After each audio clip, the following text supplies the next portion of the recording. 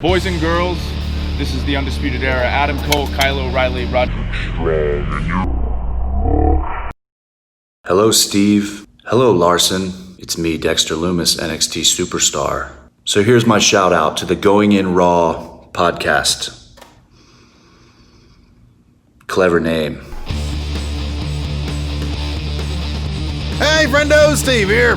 And Larson. Welcome back to Going In Raw, the only pro wrestling podcast you need to be listening to right here at youtube.com/Steve and Larson. We film it live here at the Twitch at twitch.tv/Steve and Larson, and we're also available in the audio realm. If you're listening to this on whatever audio podcast app you use, leave us a rating, review, or a comment. Doing that helps grow the show. The more big 5-star reviews we get, or 5-star ratings we get, theoretically, the better we are, that we just come up, we're in stuff. It's just better. Apparently it's just better. It's just Why better. not? Why not? Just better. Anyways. And then, of course, we also have bonus content, man. If you guys are into Steve and Larson, if you're into Going In Raw, we have Friendo Club TV for you. And you can 5 days a week, yeah. 5 days a week, including on Fridays. We have Vintage 10 for the wins, the old school Steve and Larson stuff. Yeah. But yeah, no, a bunch of our stuff we do live for our friendos.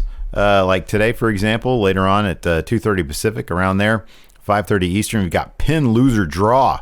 That's when Larson comes up with a thing. Mm-hmm. I draw the thing on my iPad in front of everybody on the little screen thing.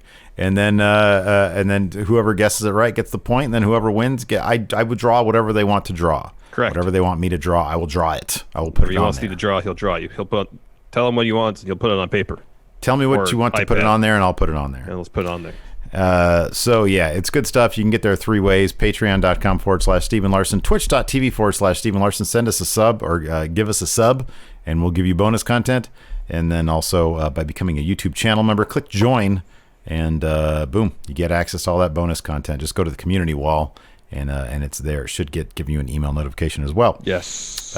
Gareth, thank you for the Twitch Prime sub. Thank you very Appreciate much. it. Thank you. Okay, so NXT, big announcement made on the show. Winner takes all. This is their counter-programming idea for Fyter Fest. Yes. Because this is going to be taking place same night as AEW's Fyter Fest Night 1, right? Night 2. The 8th. Oh, it's Night 2? Okay. Yeah, July 8th. So the deal is basically everybody that's a main eventer these days in NXT is coming for the North American title, and then by extension, Adam Cole's belt.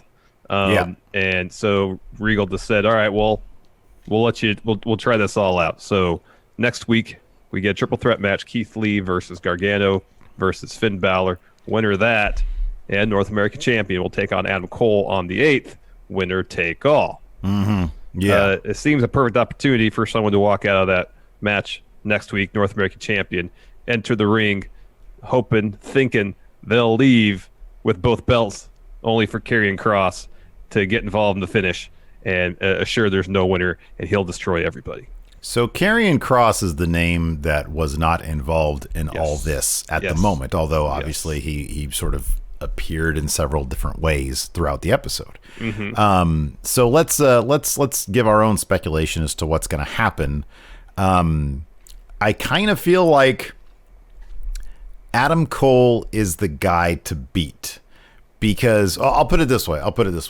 So you think whoever wins this North American thing is going to get screwed out of their opportunity at Adam Cole. Adam Cole's going to get both titles because of Karrion Kross. No. I don't think Adam Cole's going to get both titles. I think the match is going to start, and towards the finish, Karrion Kross is going to come out and destroy everybody. No one wins the match. Oh, so it's going to be, you think it's going to be a DQ? Yes. All right. So that's probably the most likely thing that's going to happen. If they really want to steal the buzz, wouldn't they put both titles on somebody? You'd think so, but I think this is counter programming to an extent. It's counter programming the marketing, the build. What's that? It's counter programming in that it's going to get people to tune in, not necessarily to pay off. Yes. I think they're going to tease something major happening, but only going to do it in an effort to tell the story they want to tell. I don't think they're going to change when they're going to drop titles based on whatever AEW is going to do. If so, that's kind of silly on their part. If they have a story, if they have a timeline for telling those stories, they should stick to that rather than just like, oh, they're having a major thing. It's not like Brian Cage is going to beat Mox for the title on July 8th. Yeah. Mox is going to win. Yeah. So just my gut's telling me that's the most likely scenario, where Karrion Kross goes out, destroys everybody to end the show on the 8th. And then from there, they'll start laying the groundwork for whatever the match is going to be the next takeover. It's going to be Cole and Kross or some sort of triple threat situation. Cole, Kross, and whether it be Keith Lee if he retains the North American title, or Balor or Gargano, whomever comes out of that North American title match as winner. I guess if they want to, they can do the triple threat at the next takeover. They can have Kross win it if they want to put the belts on him right away and not pin Adam Cole. Yeah. Who knows? Yeah. I think what you just said is probably how it's going to go down. I would love to see. I would love to see. I like when they say, "Hey, this is going to happen," and then it happens. I love that Naito has both titles right now. I think it's great. Probably what you're saying is probably true though. So yeah. And then the other thing that I noticed in this episode, we'll talk plenty about Robert Stonebrand vomiting everywhere. But I might be reading too much into this. The end of the episode saw Sasha Banks and Bayley. Yeah. They beat Tegan Nox and Shotzi Blackheart. Yeah. But that wasn't the end of it. Io Shirai comes out. She doles out punishment to the champions, the tag title champions, and she starts screaming, "This is NXT," or "This is my NXT," or whatever she says, right? Yeah. So Triple H, after the triple threat match at In Your House Takeover, had said the reason why the finish to that main event went down the way it did is because in 3 to 4 months they have something planned. He has some sort of story payoff plan. Now, obviously, this would involve Vince not meddling in whatever his plans are. But let's say that the wording of it limited to believe is something on the main roster. But anyways, if we want to assume that it happens at NXT, yes. Well, what I was going to say was a blend of the two. With Io Shirai making a statement against Bayley and Sasha Banks, it's conceivable that whatever he's talking about might factor into this as well. Now, it could just be her saying, hey, the optics of main roster people coming in and beating NXT, this might just be to offset that, and then that's it. Yeah. Or there might be some sort of Survivor Series thing on the horizon, which would sort of factor in the takeover stuff. You could see Charlotte, Bayley, and Sasha Banks teaming up against Rhea, Io, and somebody else. Or here's another scenario. Maybe I know it hasn't been announced, and as far as we know, there's actually no concrete plans for anything along those lines. But say they are laying the groundwork in case they want to do Evolution 2. I was thinking the same thing too. Yeah. And then totally. And then you can have all sorts of cross-brand matchups that you otherwise wouldn't get going on there. Yeah, that could totally be. Otherwise, it was a really fun episode of NXT. There was all sorts of stuff going on. So we'll just kick it off with the tag title match that started the show. Imperium versus Breezango. Hey, how great is it that last week they had a video with Breezango saying, essentially, we've been focusing too much on the entertainment aspect of things, not enough on winning and being serious. Well, that wasn't exactly what they said, though. They said, now we're going to keep the goofy stuff between the ramp and the ropes. Once we get in the ring, once the bell rings, essentially, we're all business. That's really what they said. It wasn't so much all told they were being too goofy. Fair enough. From this point on, once the match starts, no more goofiness. All right. Yeah, fair enough. Did you notice? And I mean, they've sort of been doing that in NXT anyways, haven't they? That's sort of been there. Yeah, but it definitely felt more the case the last couple weeks. Yeah, okay. Or the last two matches, that once the bell rings, they're not worried about, because, previously, Fandango, the mid-match, would start grinding his hips and stuff like that, and pelvic thrusting all over the place. He doesn't do that anymore. Yeah, it was they're right. It was out of control on main roster. Yeah. So anyways, this sort of went the way we figure it would. Again, another tag match where there was just a lot of milling about like we saw in AEW last night. I don't know if this is counter programming. They're like, hey, they're probably going to have a lot of milling about in this tag match. So the finish of this match saw sort of a scrum on the outside between Indus and Lorcan and Birch. And that led to Tyler Breeze being on the apron, sort of like looking at what's going on over here. He gets hit by Bartel and sends Breeze into the scrum. Bartel gets rolled up by Fandango, but then the legal man Eichner comes over, DDTs the living crap out of Fandango. He gets the pin and the win. Yeah. Imperium. It was a fun match. Wins. It was a fun match. It was cool stuff. It was cool. I did actually kind of like the Imperium's theme song with the beat. Oh, the remix? More. The remix of the disco version I thought was pretty solid. Solid stuff. Interesting. Next, we had a Velveteen Dream interview. He's asked, what's next for the Dream? He says, that's the wrong question. Wait, hold on. Sorry. I don't mean to interrupt.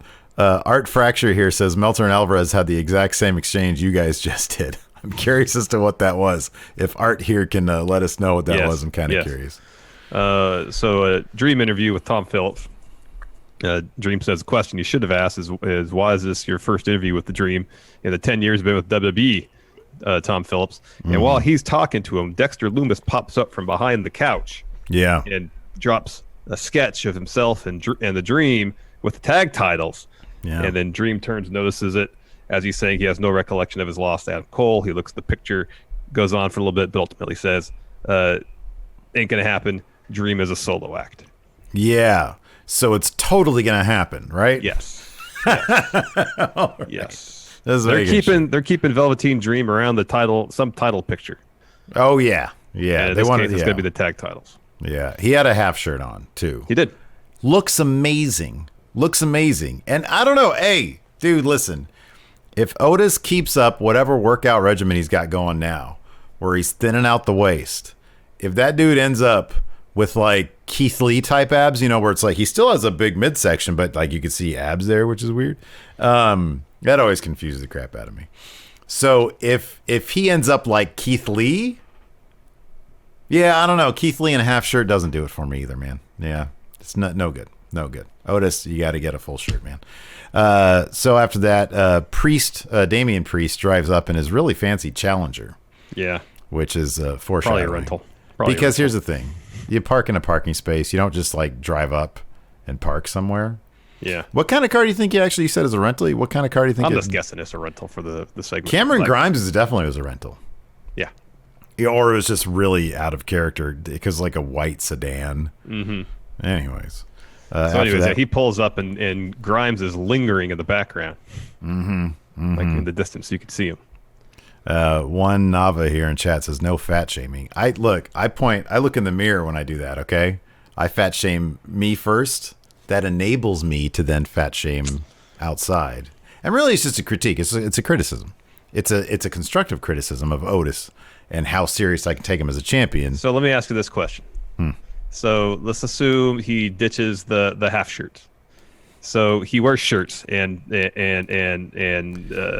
shirts that are necessary to accommodate his girth around the midsection are larger sizes. So the shirt could potentially, unless he takes some scissors to it, hang down low enough to cover up his trunks. So it looks like he has no trunks on.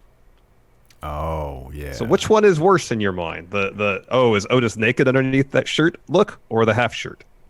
Okay, so in the ring, it's got to be no shirt. It's got to be no shirt in the ring. That's not an option. Or the singlet. It's he's going to wear a shirt to the ring. It's either a half shirt or a shirt that makes you wonder if he's got anything underneath. Those are options. Oh wow. Yeah, you got to wear a shirt to the ring.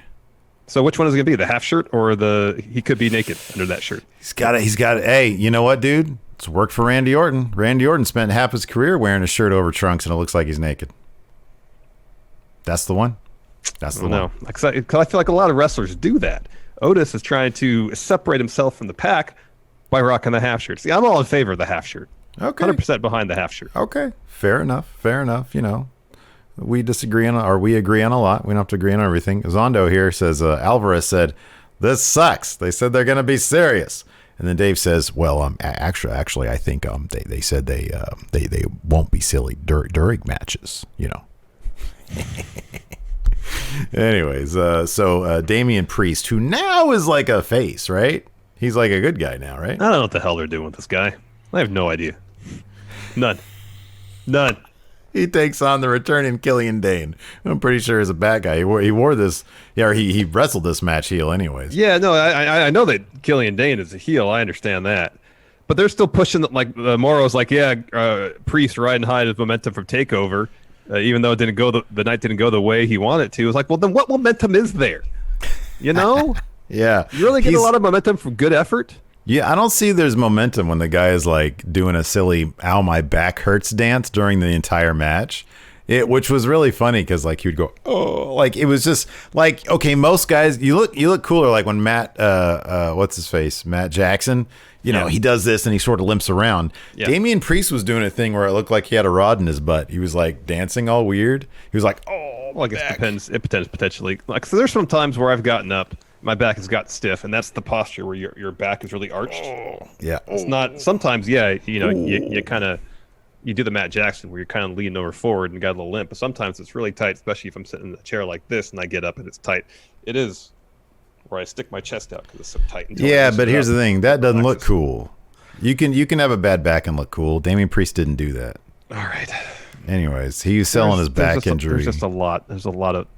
I don't get what they're doing with Damian Priest. I don't think he knows. I don't think they know. There's too many things going on here. Yeah. For me, it pretty much works. I'm not as averse to him as I think you are. I think it works for me. He's a really cool looking guy with a really great voice. He was very nice at StarCast. He was. He drives really a nice Challenger. He has like Scott Hall themed gear.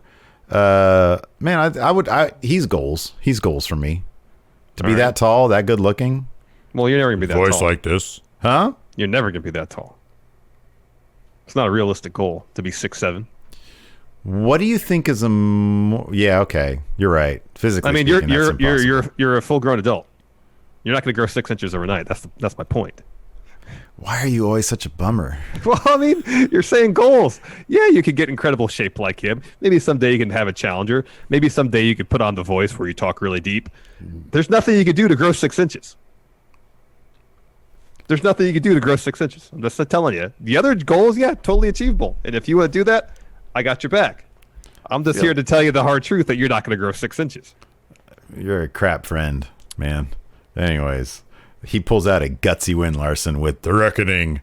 You know how I know it's called The Reckoning? Because I wrote it down. I'm going off Steve Notes, baby. Steve Notes. They've been calling it The Reckoning ever since he debuted. Yes, but I don't pay attention, and now I'm turning over a new leaf. I'm trying to better myself. I'm trying to be 6'7", okay? And the first step is writing my own notes. Yeah, you're trying to be 6'7" in the world of note-taking. I'm going to get on CarMax and see if they have any challengers. You gonna trade in your sensible vehicle? No, man. I'm actually gonna be in the market because I'm giving that cruise to Summer. I'm giving that to Summer, and then I'm gonna get. I've been looking at Jeep Wranglers. You're gonna get a gas guzzler, huh? Yeah. Well, it's not. I mean, it's 18 city. That's not terrible, is it? That's not great. Not great, is it? What is your car get now? I don't drive though. I don't go anywhere. What does your car get now? Oh, 30 probably. 32, something like that. More reasonable, yeah. It's literally half.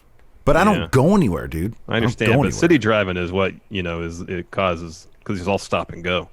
Yeah, I don't go anywhere. That's where I go to Winco and I go to my kid's school, and that's it. Yeah. I don't go anywhere. So I think it's all good. Anyways, after that, we've got Santos Escobar video package. Oh, whoa, wait really a second. Cool. Jonathan here in chat says there's a weird femur/tibula stretching surgery that allegedly can add 6 inches of height. Is that where they break your bones and then they set them a certain number apart, but you have to do it step by step? I've heard about that before. Transhumanism. That's what I'm going to get into, and I'll be 6'7" and like a robot. But wait, what bones did he say? Tibula, fibula.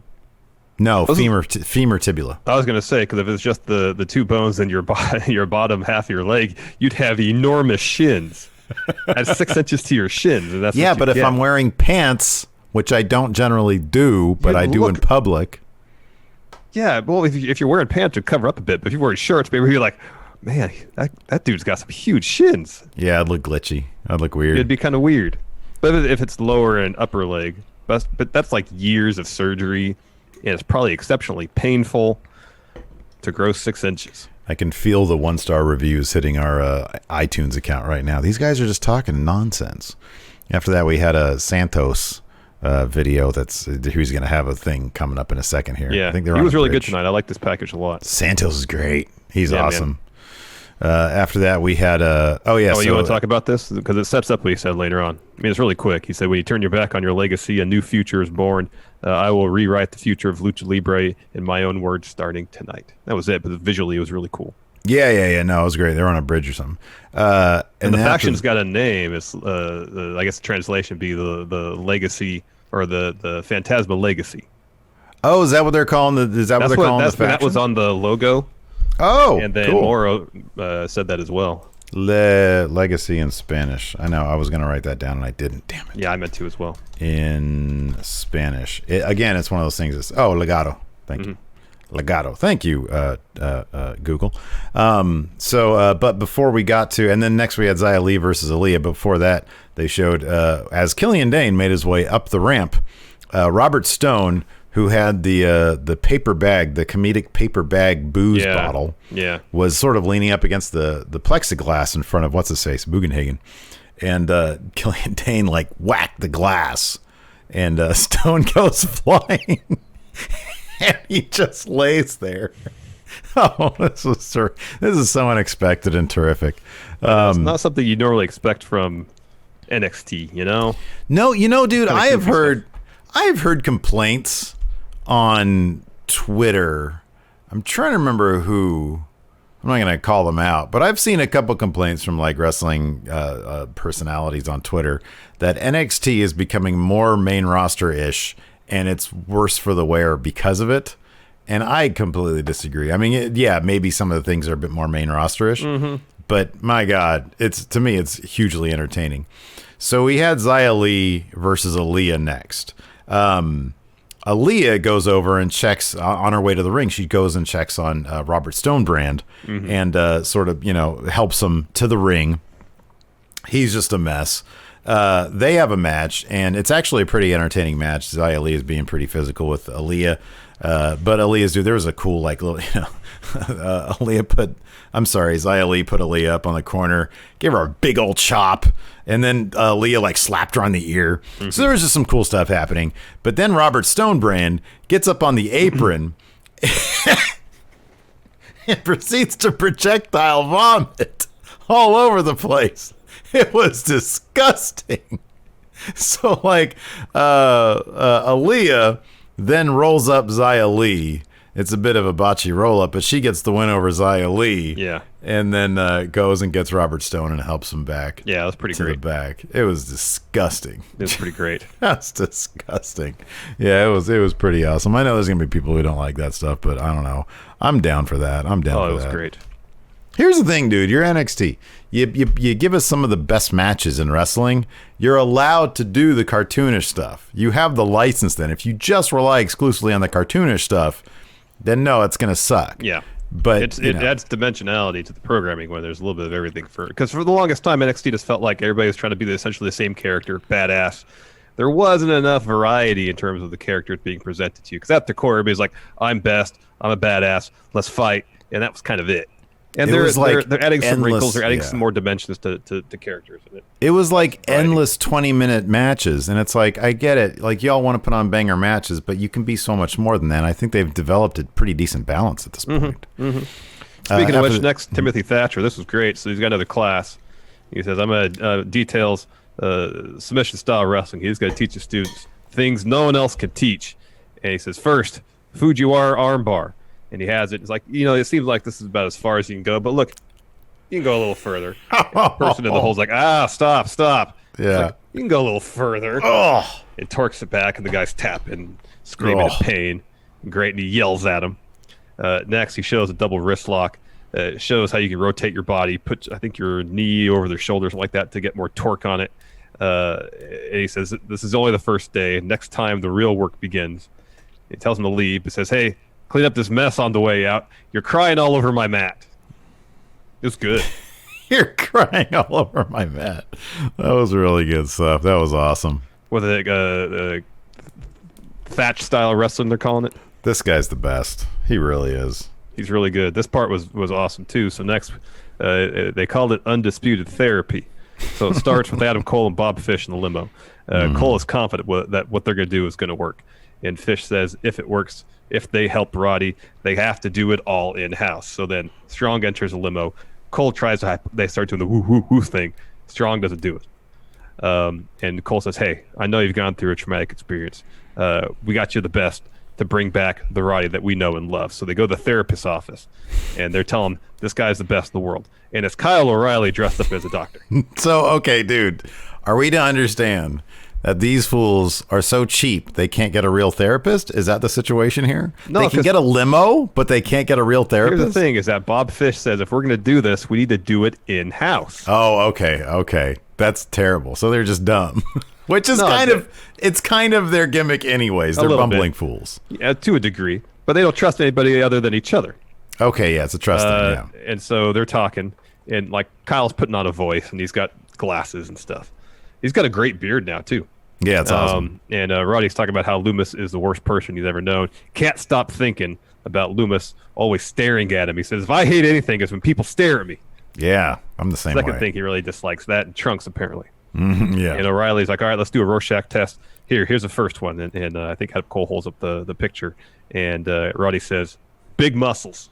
And he holds up the second one. And Roddy sees it and goes, that's Loomis. Because clearly there were like Loomis's eyes in the middle of it. Yeah, and they were like, no, there's no Loomis to put down. Let's try the other one. Say the third one. He goes, all right, turn it over. And it's clearly the trunk of a car. And he starts freaking out. And Kyle drops his character, yells at him, stop, guys, stop. And he's like, all right, Rod, this is what you need to do. You need to face your fear. You need to face the trunk. And at first he's like, no, I'm not going to do it. And then Cole and Bob Fish are like, you got to do it. It's the only way you can get over this. You got to face your fear. You got to face the trunk. It's like, fine, I'll do it. So they're outside, back of the limo.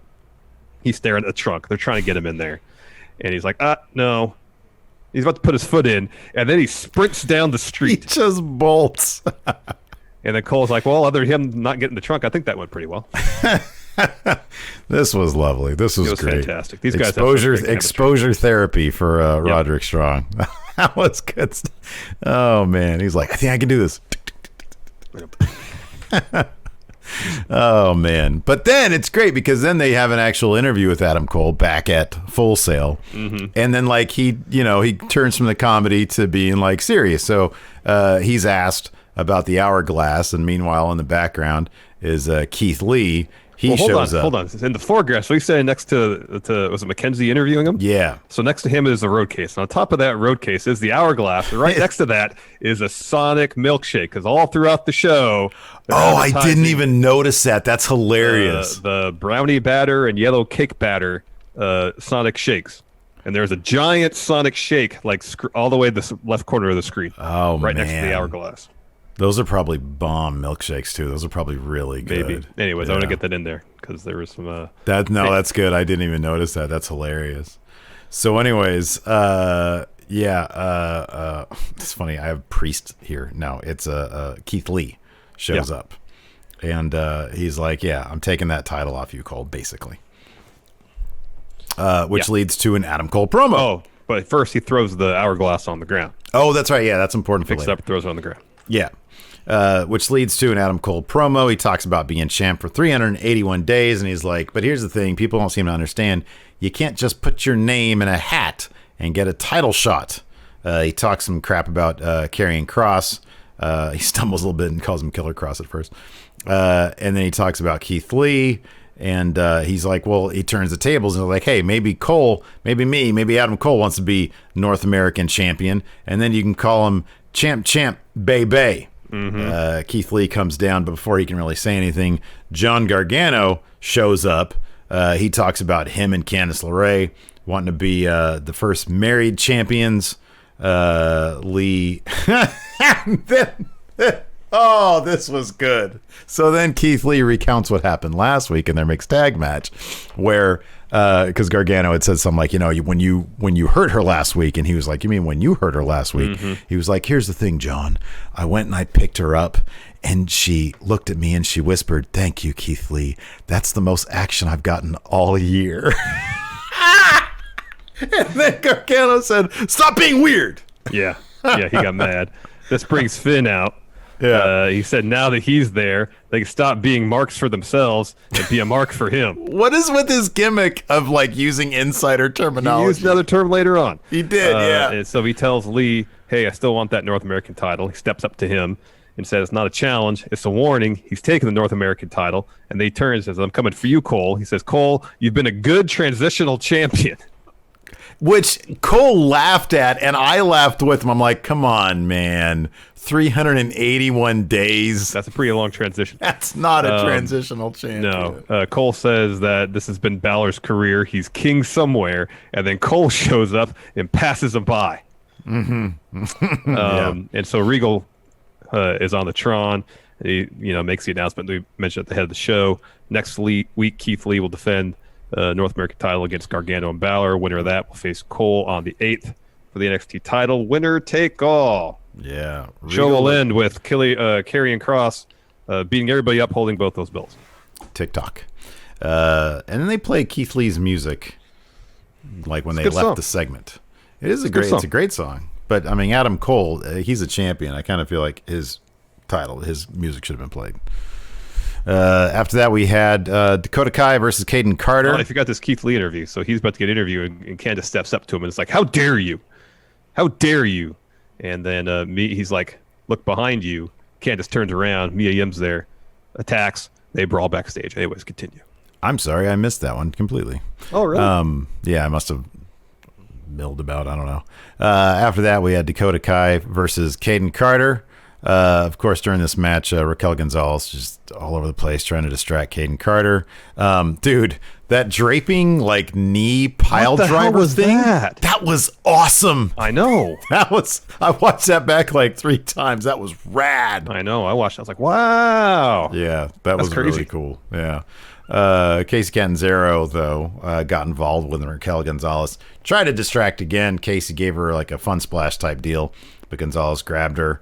Kai goes for the roll up on Caden Carter, and then like gets like it's. I think Caden Carter kicks out, but then like Kai is able to roll it into like a submission. It's like what Pac's finisher, the Brutalizer is. Pretty much yeah. And then Caden Carter taps out. Yeah. After that, we had Karrion Kross. It's all in black and white, and it's just like Scarlett's feet, and they were on the scene of when Cole tossed the hourglass to the ground. And then they both like step on the glass. Mm-hmm. So Scarlett goes down and like picks up some of the sand at first and drops it, and then Karrion steps in and steps on the glass. Yeah. Then we had a Mercedes Martinez video package. That's cool. That I know once she signed, she made a couple appearances. It really hasn't been seen since. So that's cool. They're gonna utilize her because she's really good. Well, the cool thing is, they had like a coming soon thing, which means that we're going to be reintroduced to her. Her push is going to start, so that's good stuff. Mm-hmm. After that, we had a really quick match. Really quick. Between Bronson, Reid, and Leon Ruff to try to get through the episode a little bit quicker, like some of the entrances that I didn't really need to see much of. I just clicked forward 30 seconds, and then like Leon Ruff came out, like the middle of his entrance. I click forward 30 seconds. I see Bronson Reid destroying him. I click forward another 30 seconds, and it was already on the replay. Yeah. So that's how long this match was. I think it took 2 moves before Bronson goes up top to hit a top rope splash. It was 2. It was only like the sentons or something like that. It was something. It was a senton than that. Yeah. Okay, that sounds right. And then Reid dropped the promo, says, "I'm not one to forget, so I'm going to do what no one else will. Call out Karrion Kross next week." And then he gets out of the ring and goes over to Ruff, who's kind of leaning up against the ring steps, selling the move. Pats him on the shoulder, says something to him, and then picks him up on his shoulders and carries him out of the ring. Yeah, the commentary said that was good sportsmanship. Yeah. I call it kind of humiliating. Here, little fella. I'm going to pick you up on my shoulders. Anyways, out in the parking lot, somebody had sliced Damian Priest's tires. And then Cameron Grimes rolls by in his rental, and he says, "Hey, what's going on? Should I call you an Uber?" Ha! Started rolling off. Wah, wah. His character's so annoying. He is, but he's so funny, dude. He's so funny. Hey! I know, he's so over the top. After He that, really is. a really good Santos Escobar promo. Of course, he's got Raul Mendoza, Joaquin Wilde next to him. He says, when you wear a mask, that's what the Lucha world sees. Then he earned a shot at NXT. When he got there, he knew the book of El Hijo del Fantasma would come to an end. He said, my dad told me, you're going to be a leader. And he says, Wilde, Mendoza, you are leaders. I am the leader of leaders. Together, they're going to lead a legacy. And as Super leaders. He's interrupted by Drake. He says, hey, you fooled him. You fooled everyone else. You know, I've been told I got more brains and guts, and I guess they're right. And he goes after Escobar. He's eventually overwhelmed. Fights back a little bit once they're over the barricade near the table. But in the end, Santos just blasts him with a monitor. Oh, man. And then hits that Phantom Driver through the table. That table, it's like they gimmick that thing extra because it basically provided zero resistance. And poor Escobar took all that on his tailbone. That probably hurt. And he just got up like it was not a deal at all. Oh, they're tough, dude. He's tough. Coming from the Lucha world, man, they're tough. It was great because he was still wearing his suit. He gets up and kind of just straightens himself out a little bit. He looks great. His hair is amazing. Dude, he's great. He's awesome. Yeah. After that, they announced next week. Of course, we're going to get Bronson Reid versus Karrion Kross. We're also going to get Damian Priest versus Cameron Grimes. And then we had our main event, which was Sasha Banks and Bayley versus Tegan Nox and Shotzi Blackheart. This is a fun match, man. This was a lot of fun. Shotzi is so damn good. Shotzi's so much fun. She's in like the ring, pure dude. energy out there, man. She's oh so my good. God, she's great. She's so much fun. In the end, though, Sasha Banks put the bank statement on. Shotzi was able to sort of power out of that, reverses it to a cattle mutilation. Bayley brings in a chair. Yeah. Tegan Nox gets in, takes it away from her. The ref gets distracted by that, starts arguing with Nox over the chair. Meanwhile, Bayley goes over, rolls Shotzi over into the bank statement again. She ends up tapping. Yeah. The champions win. Yeah. It's a fun match. And then you mentioned Io runs out at the end, lays out Sasha, and Bayley says, my NXT. Yeah. You know, at the least, we get a match between Io and Sasha. That'd be fantastic. Oh my God. Yeah. That'd be, because that's the easy thing they could say. It's like, hey, okay, Bayley, she says, I got 2 belts. Sasha, you should have 2 belts too. There you go. Match between Sasha and Io. Io goes over. That's good. That was good stuff. All right, man. Let's answer some questions. I'm going to head over to the Patreon and see what questions we have over there. Sounds good. I'll get here on the Twitch. All right, let's see here. Adrian C. wants to know how much longer you think they're going to keep Finn Balor, Mr. Balor, in NXT. For the time being, I don't see them moving him over to Raw or SmackDown anytime soon. Nope.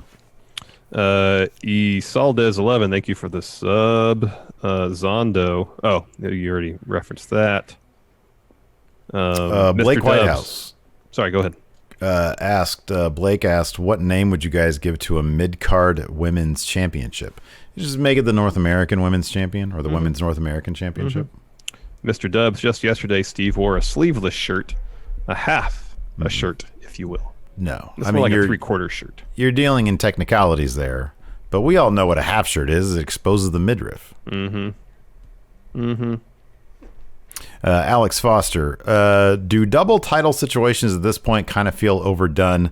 Naito, Shingo, Bayley, and now maybe Keith Lee. So if they actually did it, I was kind of thinking the same thing. I'm like, oh, they're not going to tie up both titles on one person again, are they?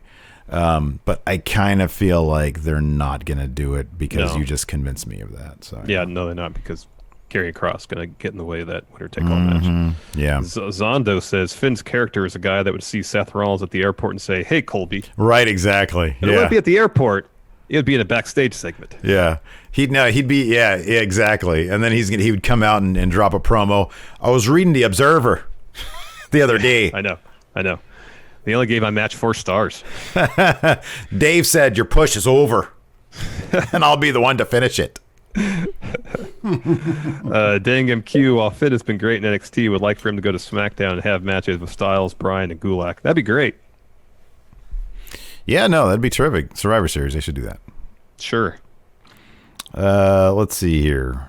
Okay, this is a good one. Sorry, go ahead. Sleazy Mo says, which current wrestlers would these old wrestling nicknames best suit? All right. So first, who would be today's rated R superstar?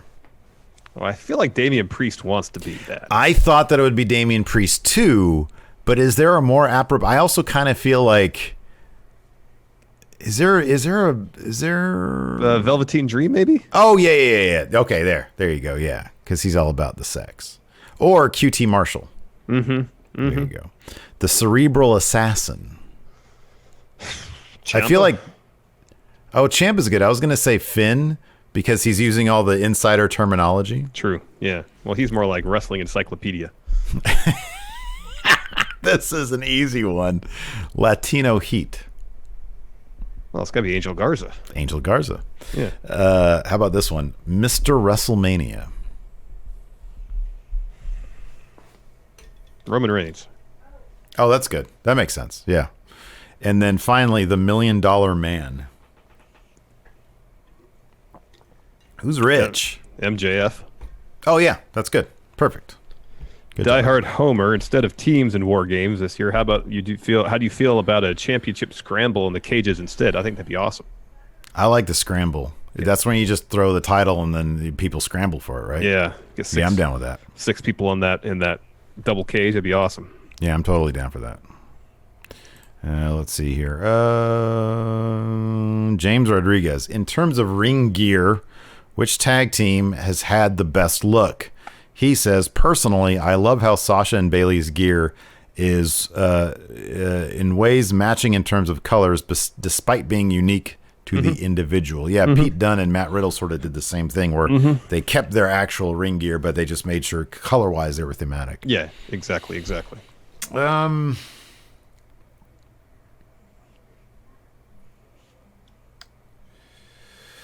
I mean, look, this is not a clever answer, but the New Day. They have the best ring gear in all of wrestling, man. It's they have phenomenal. literally in all of wrestling. Phenomenal. They really do. It's just like every time they change to something else, you're like, man, I didn't think they could top what they did last time, but this is incredible. Right. Yeah. It's incredible. Like the color by numbers thing, the paint by numbers gear they have now is so awesome. And they're doing long-term storytelling with their ring gear right now with the paint by numbers thing. It's so good. It's crazy good. It's so good. What do you got over there? James Fletcher, do you think the way WWE uses their tag team division is a bit of a joke compared to AEW? In AEW, they are legitimate main eventers, and in WWE, they don't even seem valued. I think that brand to brand, it sort of is different. Like, so for example, with Raw, I agree with that sentiment. I think that right now the tag title scene is simply a comedy act. It's Viking Raiders and the Street Profits. So I agree with that. Yeah. On SmackDown, the champs are the New Day, and they've been a lot better with the SmackDown tag title scene. Like traditionally, like you had the New Day, the Usos. I think Sheamus and Cesaro were there for a while. Currently, SmackDown's tag title team, or it's still It's a New Day. Yeah, it's still the New Day. But then like they had Miz and Morrison fighting Braun. Yeah, I agree. I agree with the general sentiment. I agree that AEW has WWE has, at least the last few years, they haven't really put too heavy an emphasis on tag team wrestling, giving it. You know, you could make the point, the proper spotlight, proper respect. One of the reasons why FTR left, because they thought, you got all this great talent here, you ain't doing anything with it. Whereas AEW last night, I think there was like 1, maybe 2 matches that weren't tag matches. Everything else was a tag match. Yeah. Like they put a heavy emphasis on tag team wrestling. They really do, yeah. And they almost have too many tag teams, and they don't know. And then they'll just like create tag teams out of nothing. Jimmy Havoc and Kip Sabian, your roommates. Guess what? You're a tag team now. You're a tag team now. Shout out, by the way, here in the Twitch chat to Poker Hooker. who just gifted a ton thank you of very much. subs. Thank you so much for that. We appreciate it. By the speaking of Twitch, man, tonight are you doing a music stream tonight, or you're gonna no, I think I'm gonna hold off another week. Wait till next week. I got a bunch of other things I gotta do. So okay, I will be doing Unsolved Mysteries tonight at 9:00 Pacific, midnight Eastern. So come by our Twitch and check that out. It's a lot of fun. Yes. Let's see here. Jimmy Thomas, am I the only one who thinks that Timothy Thatcher should be the U.S. leader of Imperium for when Walter doesn't want to be in the U.S.? Well, doesn't he have like history with all those guys? Mm-hmm. Yeah. Yeah, he wrestled WXW a lot, I think. Yeah, I would. Yeah, then yes, absolutely. I'd love when they reference stuff like that, man. Mm-hmm. Oh wow, this is great. Wolfpack for life. I forgot Killian Dane existed. What are times you completely forgot about a wrestler? I know that it's happened to me. I'm not sure if I can actually, because here's the thing. If I forgot about them then, I probably will forget about them now. But that's happened to me before. Yeah, same. It has happened. Paul Lenkick says, so Timothy Thatcher is basically doing a Stu Hart gimmick, right? Yeah, that's what I think about when I see him. Yeah. White Brownie 92, should Io and Rhea team up and go after the tag team titles, especially considering Rhea pinned Sasha at Survivor Series? Sure. Yeah, I mean, sure. If you can make a cool thing about it, yeah, that'd be neat. Diehard Homer, who in NXT takes the best part of the prime rib and catering? Well, it depends what you decide is the best part. Do you like the middle piece? That's medium rare. That's juicier, but it's lacking. Doesn't have as much of the delicious seasoning that's on the outside. Or you like the end piece because you like that salt. I'm about the middle section, man. I don't need all that extra seasoning on it. Just give me meat. Yeah, just give me meat. Ideally, give me a slice of each. Let's be huge. Yeah, okay. It's a slice of each, and I get the best of both worlds. Greedy. They're gonna be like, you want 2 pieces? No, but it's like I'll take those 2 pieces that are in there, cut them in half, and I'll just take 2 halves. It's fine. Yeah. So wait, what was the question? Who in NXT takes the best? So who in NXT takes the best part of the prime rib? Oh, Damian Priest. He just goes there and takes whatever he wants. Yeah. Okay. Yeah. Brendan says New Day did a podcast with the guy who makes all their ring gear. It was a really interesting episode. I'll have to check that out. Yeah, definitely. Here we go. Marco Vitali. I did not see this, but I kind of wanted to. He says, not NXT related, but Bret Hart was on backstage, and he told CM Punk that he would have wanted the ladder match stipulation for SummerSlam 94 had HBK and Razor Ramon not used it. I think wasn't it Bret and Shawn? Didn't they have like the first, and it was non-televised? Yeah. He says, my question to you, and Bret claims that he brought the ladder match idea to Vince. Yeah, he said that. He said it several times, yeah. My question to you, is do you think the first ladder match would have had the same impact on the wrestling landscape had it been Bret Owen at SummerSlam versus HBK Razor Ramon at Mania? So if Bret and Owen had done it first. I think the meat of the story with Bret and Owen was good, and I think that's what elevated their matches, WrestleMania 10 and then the SummerSlam cage match. Elevated it is because there was a good story being told. And there was a good story being told in the ladder match between Michaels and Razor Ramon, because it was like, who's the real Intercontinental Champion? There's 2 belts hanging there and stuff. But the personal nature of the bout between Owen and Bret, it still would have been good. Their cage match was good. That Mania match was really good. So I think it still would have been good. It would have, if you watch Owen, all the crazy stuff he used to do, especially in his earlier days, like dude was exceptionally gifted in the ring. They could have done some really creative stuff. Would have been as iconic as Michaels and Razor, who knows? But I think it still would have been really damn good. I think, I agree with what you're saying. I think that in terms of the impact on the wrestling landscape, as he puts it, you're really creating something special with the first one being HBK and Razor Ramon. Bret and Owen already had something special. So you're sort of putting, instead of spreading the wealth out, you'd be concentrating in it with Bret and Owen. Whereas, the added benefit of that being the first one, the HBK Razor Ramon one, really helped, I think, HBK and Razor Ramon and cemented their legacy to a degree. So I think that, it probably would have hurt HBK and Razor Ramon a little bit if they didn't get the benefit of that first one. And it really wouldn't have done much more for Brett and Owen, like you're saying, you know. And then Glorious Broken Soundwave has a question here. This is the last one on the Patreon. Who's going to be the first female to join Seth's group? Assuming there is one, who would it be? I think somebody mentioned this before, so this is not original thought, but Ruby Riott. She needs something, man. She needs something. Depending I think on what should be good. they do with Liv Morgan, I feel like there's an easy story. Oh, right yeah, there, yeah, she's sure. like, I'm trying to figure out who I am. She's looking for something, yeah. And then Seth says, all right, well, I can help you with that. Yeah. That's a good one. Cool. All right. So that's it. I know somebody dropped like a bunch of bits over here. I don't know if we got that one. He just said, Hood Alex said, I popped so hard when Finn called Adam Cole transitional champion, and when Gargano said his name wasn't Mark. Yeah, that was fun. For one thing, my name is Johnny, not Mark. Yeah. Right. Yeah, that was good. Anyways, that's it for the show. Thanks so much for tuning in. In about an hour or so, we'll be going live with Pin Loser Draw for the Friendo Club TV members. Thanks, everybody. Till next time, we'll talk to you later. Goodbye.